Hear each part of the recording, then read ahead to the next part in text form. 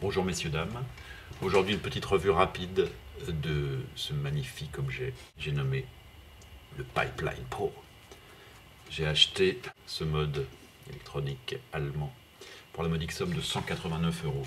Moi qui suis adepte des trucs homemade, des petites boîtes à moindre coût qui marchent très bien. Ça peut paraître étonnant, mais en fait non, parce que je me suis dit 189 euros, ça fait à peu près 15 jours de clope au prix que ça coûte aujourd'hui. 15 jours, un mois, selon qu'on achète du tabac ou des cigarettes toutes faites. Donc c'est pas si énorme, il est garanti 2 ans, il est solide, il est robuste. Et j'en avais marre d'acheter des trucs chinois, genre Vamo, SVD, tout ça, qui ne m'ont donné que peu de satisfaction, et en tout cas tout à fait éphémère, puisque maintenant ils sont tous morts et en pièces détachées. Et d'autre part, je voulais essayer cette fameuse sensation de vape lisse dont tout le monde me parlait. Premièrement, j'ai du vernis sur le ongle gauche. Ça, les restes d'un anniversaire enfantin. Mais c'est un autre sujet. Deuxièmement, que dire de ce mode? Il est très beau. Les pas de vis sont merveilleux. Il est lourd, il est solide, il est robuste et il me plaît bien. Deuxièmement, il fait 20 mm de diamètre. 2 cm en fait, tout simplement. Pas du tout. Il fait 22. Et on voit là avec un did, je trouve que ça fait très joli, un did qui fait 20. Le gap, ma foi, ne me dérange pas du tout. J'aime bien la dégaine que ça a. Il est très court. Je l'ai pris en 18-500. Il n'y avait plus que ça. Dans le seul shop que j'ai trouvé qu'il y en avait encore. Ça fait que c'est le mode le plus petit que j'ai jamais eu jusqu'à présent.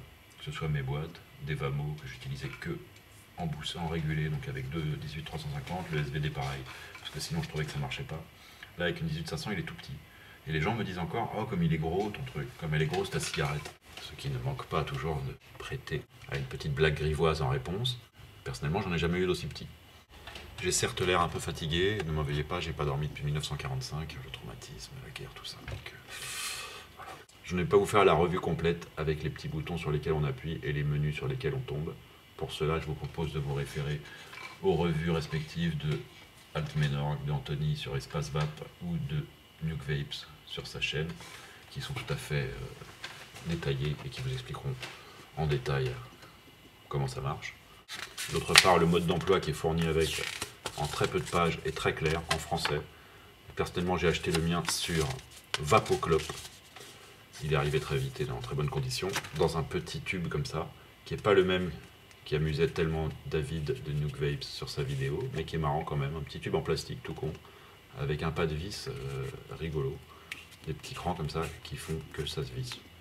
On s'en fout, on n'en mettra plus jamais dedans, vu que le truc, on le garde dans la main et que toute la journée, on appuie sur le bouton.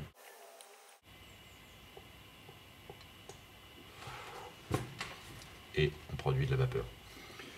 Qu'est-ce que je peux vous en dire? Que les sensations qu'il me procure sont tout à fait délicieuses.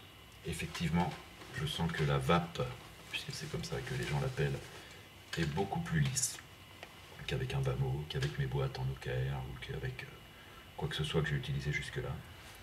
La vape est lisse, je peux aller jusqu'à 20 watts, ce qui fait que là je suis à combien? Je suis à 16 watts, ce qui m'était totalement interdit avec le Vamo, que je pouvais faire avec mes boîtes à 3 ampères. Mais c'est du 16 watts, c'est vraiment du 16 watts, la sensation est la même.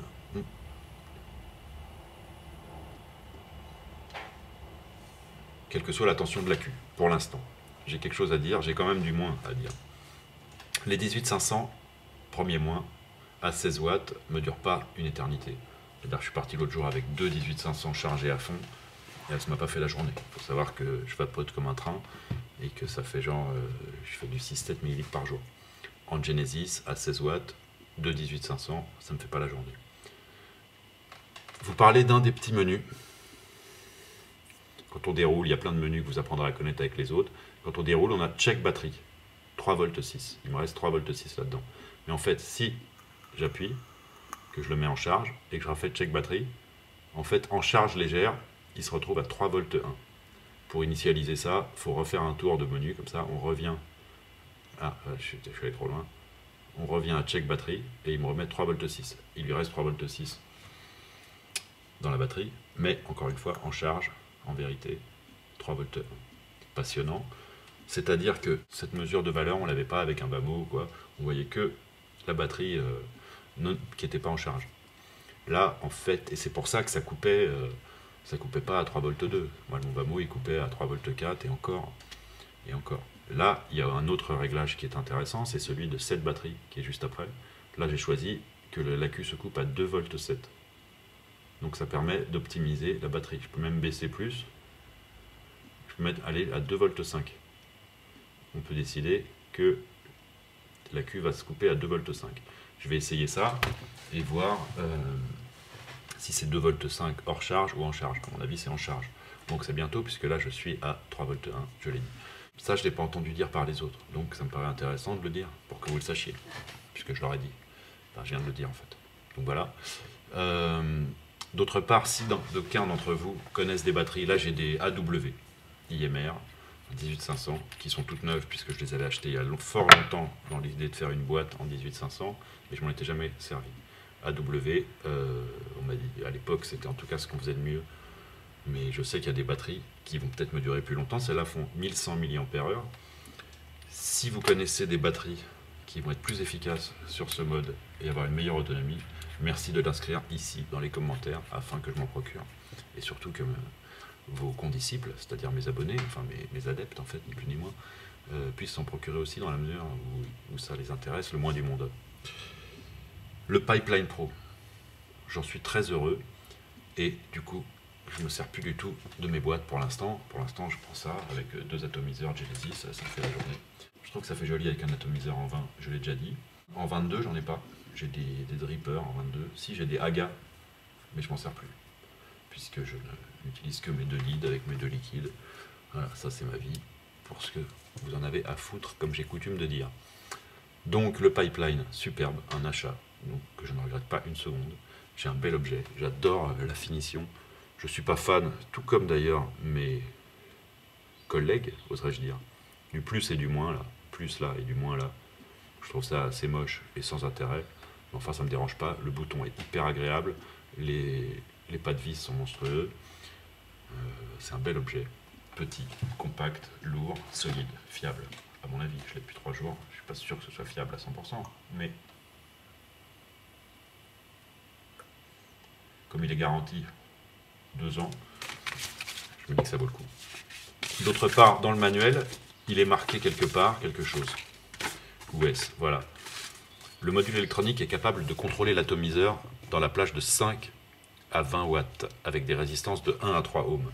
Moi j'ai une résistance de 2 ohms et à partir du moment où la batterie baisse en capacité, eh bien je ne peux plus envoyer le maximum.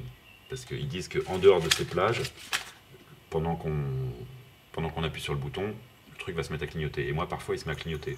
Pas là, alors qu'il me reste plus que 3,1 en charge. Et parfois à 20 watts, là j'ai mis à 20 watts pour voir.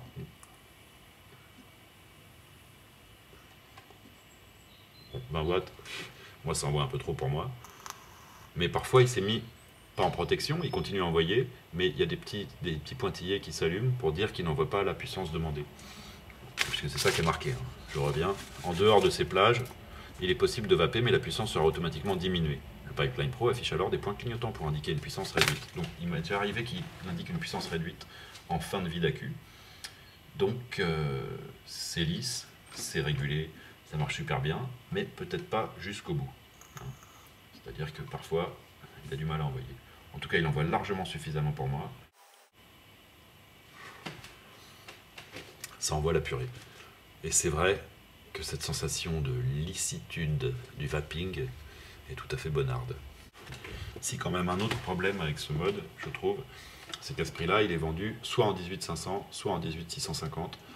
Il n'y a pas d'extension pour passer de l'un à l'autre. C'est-à-dire que là, si vraiment je dois partir en expédition et qu'il faut que j'emmène 4 18500, c'est un peu galère. J'aurais bien voulu pouvoir, en tout cas, mettre une extension et pouvoir le passer en 18650. Je ne peux pas. Voilà. J'ai vu sur un forum qu'il y avait un site italien, j'ai oublié l'adresse, mais vous le retrouverez largement, facilement, où ils vendent des extensions pour un autre produit d'Icode, Dicodes, Dicords, je sais plus lequel, qui marche sur celui-là, parce qu'ils ont tous le même tube, d'après ce que j'ai lu. Donc je vais essayer de voir si je peux m'en procurer. J'y suis allé, pour l'instant c'est en retour de stock. Voilà, un petit défaut en plus. Notez quand même que le constructeur précise que la garantie ne s'applique pas en cas d'utilisation d'une extension. Et je vois pas comment il pourrait savoir qu'on a utilisé une extension. Voilà, juste pas leur dire j'ai utilisé une extension, ça marche plus. Dans l'autre clic où ça marche plus, mais a priori ça va toujours marcher. Puis de toute façon vous vous démerdez, comme d'habitude. Que vous en dire de plus? Pas grand chose. Je tenais à partager mon enthousiasme avec vous, comme je l'avais déjà fait lors de précédentes vidéos. Et vos retours m'ont laissé penser que vous vous passionniez pour mon cas.